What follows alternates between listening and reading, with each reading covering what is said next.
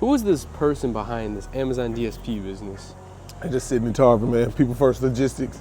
I'm really an athlete, graduated from college, worked in corporate America 8 years, on company in 2020 in the pandemic.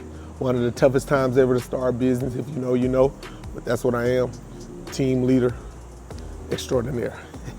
Sid, what's your background and how did it lead you to entrepreneurship? My background, I was an athlete. I played football in high school, middle school, college, and the NFL. I'm really an athlete. You see I'm 6'4", 230. I was born, my dad was a football coach, but when I went to college while playing football, I used to want to be a pharmacist, but then the schedule didn't really connect with what I had to do, so then I got into supply chain management. I asked one of my friends, big brother, what does he do? And he was like, you should look into logistics supply chain management. Did that, graduated 4-year degree, went to work in corporate America for 8 years with Maersk, Amazon, and Damco, and here I am now with a DSP 3 years later. Speaking of your DSP, can you share the story of how you started your business venture with DSP? Yeah, I was employed for Amazon. I worked for Amazon for 5 years. About the 4th year, they started this DSP program where you could quit your job as an employee and become your own DSP, and that's the exact route I took. So I quit Amazon, leveraged the information that I was working in the department, made the DSP work for me. I got the best opportunity. I saw the cities where they were paying the most money to move and where they needed most help. And I was ready to quit my job and start my own journey. So I leapt straight right into it. Amazon helped me every step of the way, get my business started. And they made me who I am today. They helped me with that. And I just put the work in and we done grew in 3 years. That's amazing. What was the pivotal moment that set your business on its current path? The pivotal moment? Actually, I had to fire one of my employees that I probably had them for 2 or 3 years. I had to fire one of my pivotal employees that I never thought I would lose. I had to get rid of them. And once I got rid of them, I hired 2 virtual assistants and added automation to my company, and it took it to another level. So actually subtracting an employee, taking a step backward, helped me to go 10 steps forward in the future. Speaking of employees, tell us about the size of your truck fleet and the number of employees you manage. Currently right now, well, we're starting over, but we're getting ready for peak. So I probably have about 50 trucks outside. And currently I probably have about 40 people because I lost half my team when I moved from new stations. I switched stations about 30 minutes. So half my team couldn't make the drive, so we lost them. But yeah, currently I got about 50 trucks, probably about 40 drivers. So that's where we at right now in the process. Interesting, 40 drivers, that sounds like a lot. But what's the first thing you do every morning to kickstart your day as a DSP owner and make sure those 40 drivers are set and ready to go? Well, my team, they get here usually 2 hours early before operations start. And they're in here, they got the dispatch phone that they're checking to see who calling in and calling out. So basically they're just making sure we got enough bodies to fill our routes before the day. So staffing, we check staffing. Also, we have a safety meeting every morning to talk about safety and make sure drivers know the importance of driving safe. We want all the drivers, that's the number one thing, not how many packages you deliver, not how fast, but are you doing it at a safe rate? So safety, startup, and staff, and that's how we do it every morning. Yes, definitely safety. Balancing a thriving business and personal life is definitely challenging. How do you manage it? Hey, it's not for the weak, man. You gotta really be disciplined. You gotta be scheduled and organized. You have to say no to distractions. You have to starve your distractions. Anything that's not leading you to your goal and your path or whether you want to go out in life, you have to make time for that. You schedule. Nothing wrong with partying and going out every now and then, but if you're doing that more than you're working and coming up with your plans and strategy, you're gonna fall behind. This is not for you. You're gonna have to sacrifice. That's why you're a business owner. You're gonna have to make sacrifices that people aren't willing to make. Some people will be rather to work at a job for $100,000 a year and be told what to do each and every day. Not me. When you're a business owner, you have to kill what you eat every day and make sure you're out here making the right decisions and doing the things that's going to lead you in the right direction. So time management is number one. How has Amazon's growth influenced your business trajectory? Hey, when Amazon grows, my routes grow. So you want Amazon, you want to see those stock numbers keep going up. You want to make sure everybody is doing things. So if your business partner keeps doing better, that only means they're going to be able to give you more money. So make sure you're doing everything you can to rep the brand of Amazon and take them to a new level. And when Amazon grows, if you're a part of Amazon, you have no choice but to grow. So it kind of happens naturally.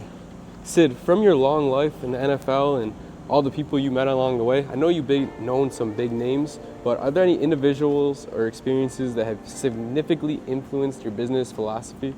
Yeah, I have had mentors my whole life. I just was in Mexico with one of my good mentors, Dallas Joseph. He's the CFO of Baylor High School in Chattanooga, Tennessee. He's helped me tremendously grow and just learn from a kid. He was the first guy. He used to always challenge me and put me in uncomfortable situations and make me talk to people. Also, my mom and my dad, how can I not forget them? They was the first ones. My mom and dad, they set me up for success. They got me guided, put me in the best education. They always taught me education was first, everything else is second. So they raised me from a small kid into the man I am now. Also, a guy named Terry Philpott was one of my good business mentors. He gave me my first real job up at Damco in Virginia. He flew me out, taught me how to be a business professional. You childish. And then, he just groomed me and showed me how to take my business game to the next level. Those are a few of my mentors, and I've had many other people who've helped me along this journey. I haven't did anything by myself. It's all guided and great people who've helped me take my game to the next level. Sid, it doesn't take a person long to notice you're not the normal type of boss. Seems like every one of your employees is happy and you're not breathing down their neck. You're not always telling them what to do. Matter of fact, you're really never telling them what to do. But describe the culture you've cultivated with your DSP organization. How have you made it how it is, and why did you choose that kind of way? People first. I mean, you got to put the people first. They're going to make or break the business. I'm not the boss. There's no reason for me to yell and get all hoorah and crazy about it. I treat my people with respect, honor. I remember the times I've had bosses who talked to me crazy and I didn't really like it. So I never wanted to be the guy that's yelling and frustrated and overly emotional, like it's just work. We all can do this. Talk to your people with respect, firm, don't be accountable, hold your end of the bargain, and everything will be okay. You'll be fine. What are the most common challenges you face in your line of work on a daily basis, on a monthly basis, on a one-time basis? What are some of the things that, Just a lot of money. A lot of gonna cost a lot of money. Accidents. I would say mostly the insurance claims. It's certain things that you just don't know until you get into it. Like, it's certain technical things like workers' comp. I wasn't too familiar on that coming from the work world. I knew it's when you pay for people to get their injuries, but it's so many technicalities. You're probably gonna want to outsource and hire somebody to help you with that. There's so many technicalities and you don't want to be out of compliance with any type of insurance thing. So mainly insurance is the thing that give me headaches all the time. I know a thing or two about bad package deliveries because I had a few on my own, and I'm sure everyone has. You can't always make them right, but how do you ensure customer satisfaction in the delivery services you provide? Hey, you just deliver the packages. If the customer notes come on and the customer say, deliver this at the back door, make sure you take the package to the back door. If they say, put it where the customer says put it. Also, try to keep the boxes neat. Don't tear up any boxes. Don't do anything you don't want to do, nobody to do to your package. So just make sure you handling it, following directions. You're not smoking cigarettes, getting it stuck on their packages, and just taking care of the customer. That's all. Just put the customer first. Think like they would think, and you should have no problems with that at all. Sid, how has technology such as route optimization software improved your operations? I remember you once telling me that sometimes the mapping with Amazon, they'll make you go 1 mile to another location and 5 miles away just to go back to that same original location. Has technology improved, or what have you seen? Yeah, Amazon gets better. I mean, it's one of the best tech companies in the world. They have some of the best software engineers in the world building out this DSP program. Yeah, they're good. If a route's messed up and if you put a ticket in and complain enough, the computer will memorize that and go back through and re-optimize it and fix it for you. So Amazon's good at feedback. They're good at fixing errors. They try not to make the mistakes. They have systems set up to avoid making the same mistake twice. So yeah, Amazon does an A1 job of preventing accidents and fixing them and root causing and making sure it doesn't happen again. Now for the sustainability people and the green people who would probably criticize you for 1,000 things because that's the way they are, I'm gonna ask this question for them. Are there any sustainability initiatives you've implemented within your fleet? Yeah, we recycle all the paper. It's a lot of paper that comes with this. We do a lot of recycling. things like that. I mean, Amazon's trying to provide us with electric vans, so I need my electric vans. Amazon, y'all still ain't hooked me up with none. I'm gonna need some, the new Rivian joints. I'm seeing all the reviews on the videos. I need one of them. They're giving us electric. But other than that, turn our vans off at every stop to try to cut down on pollution, climate change, you know, all that kind of stuff. So we try to take care of the environment with what we can do. Other than that, that's all. Now, Sid, I'm excited for Christmas, and I'm excited because I like to get a lot of gifts. And with those gifts, I've got to ship them, order them. So how do you prepare and handle peak delivery periods like the holiday season? Because I know this whole place is going to be filled with packages. How does that affect you? How do you prepare? Do you have to take on more employees, more trucks? Does Amazon give you more routes? Yeah. Everything, I was saying peak season pretty much doubles. So if you're running 20, 25 all year round, that's gonna double to 50, 60, whatever it is. So yeah, you're gonna have to hire more. You're gonna have to do, it makes your costs go up. Ramping up makes your costs go up. So you're gonna have to hire more people, hire more, buy more uniforms, do more drug tests, do more interviews. So all around costs go through the roof during peak season, but it's fine. Injuries go up as well as defects, because you're bringing on a whole bunch of untrained people in a fast amount of time. So it's tough. It's just expanding, but it's tough. That's what comes with the season. If you're in logistics and supply chain, you know things change. You know the fourth quarter is our quarter, so you just got to make that race to the new year, and then you good after that. It's just one sprint, and then the rest, I ain't gonna say it's chilling, but it's definitely the season, a reason for the peak season, you know what I'm saying? Now, Sid, you just mentioned training.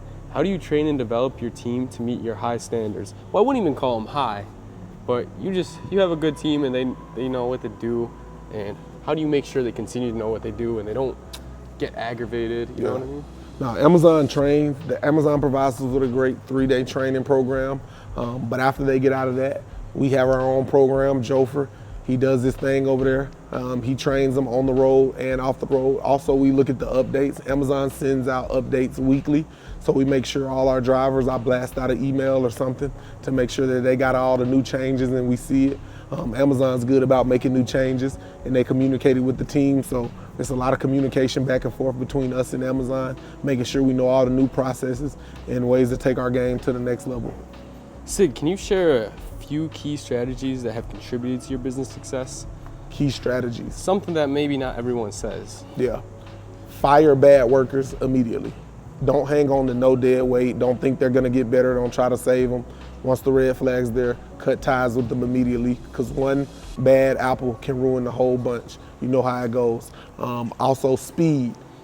If it's something you can do, act on it fast as possible. Don't let it linger for a week or two when you can take you 15 minutes to finish it. So act in speed, take action, don't hesitate. If you make a mistake, make it full speed. Also, just respect. Treat your people with kindness and respect. It'll take you a long way. I know people get into the boss role and they want to be yelling and thinking they're a big wig. Nothing makes you better than that person. You have no authority to talk to anybody out of character. So just make sure you're being respectful, dignity, and being an all-around good person. So yeah, that's it. Now, you mentioned there's over 1,500 DSPs, right? Yeah. How do you differentiate your DSP business from your competitors? I don't even have no competitors. I just try to get better with focusing on my business at the same time. I treat my people well, and ultimately it reflects in the numbers, and they get me ranked, pretty good in the company. So focusing on your business, just controlling the controllables, do what you can do best. Don't really look left or right. Just keep your blinders on and keep getting better every day with what you do and refining your process. Now, a person who does this business so well, like you, must want to expand. Is there any plans to expand your operations geographically or diversify your services, or does Amazon really just kind of keep you here? Amazon, they used to have multiple locations, but they wanted to focus on quality. So right now they're currently, I don't know if anybody who has multiple locations, but that's not to say they'll go back to that. But as of right now, Amazon expands it, but I'm doing things like content. I want to get a deal or something with Amazon. Y'all hear me? We trying to get a content deal. I need an Amazon Prime deal or something. I was a former employee, former NFL player. I need a brand deal on Amazon Prime. Come do a documentary on my life and on my DSP, and let's make us a good series. I know we can make a lot of money. Let's get it. So you've been working for Amazon a long time, obviously, from what you just said. I'm sure you have a memorable customer story that highlights your commitment to service? I'm sure you have thousands, but what's your favorite Amazon story? Maybe as an owner, maybe as a past driver, maybe a moment with your employees. My favorite moment, man, I'm gonna say still starting day one when I started my People First Logistics. I got a picture with me and all my people just in the vans that day one. It's nothing like that starting that day one business. You really doing it, all that hard work, you know. Starting your own business is a big accomplishment. I don't care whether it's just you or you got employees, man. It's nothing like that first day. I'll never forget that. In the middle of the pandemic 3 years ago, man, we delivered those routes. We probably took us forever to get those packages delivered, but at the end of the day, when those vans came back, man, I just took my hat off and just was relieved, like, hey, man, I can do it. I'm a business owner. It's time. Let's get it. Interesting.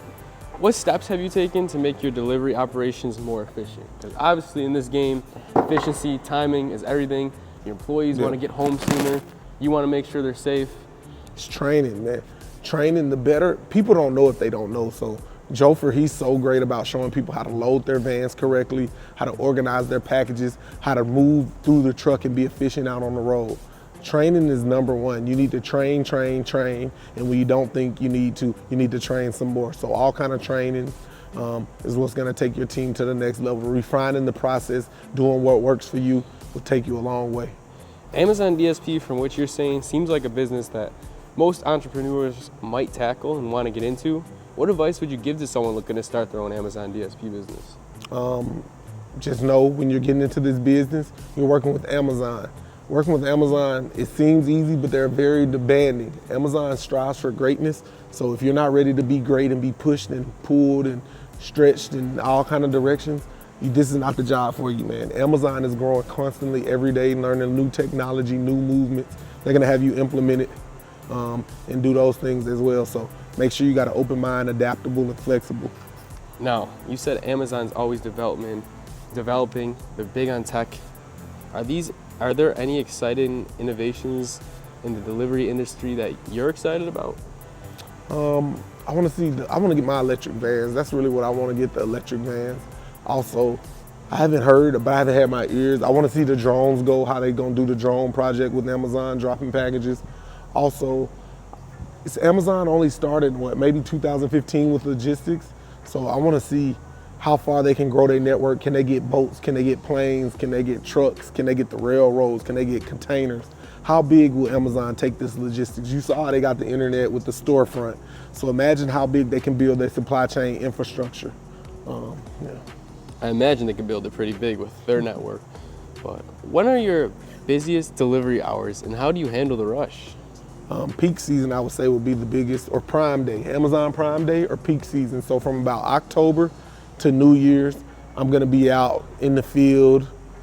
Man, we're gonna be running 5, 6, 7 days a week, all the time. We only gonna get like Thanksgiving. You got Black Friday, you got Christmas, you got Thanksgiving, you got Cyber Monday. It's so many holidays packed to back that it's just no way you can keep up with it. You gotta stay focused, have your team disciplined and just make it happen. So yeah, peak season is crazy always. Packages gonna be all over this place everywhere. You just gotta stay focused and stick to path. I'm not gonna say the big word, just so this video doesn't get demonetized, but the big C-19. A lot of businesses shut down during that pandemic. A lot of businesses. It was very hard to survive. Yeah. And there was very few who decided to start a business at that time. I mean, I know it was unlucky, but it actually was for the best because delivery operations were huge. Everyone was at home ordering. How has the pandemic affected your business and its operations?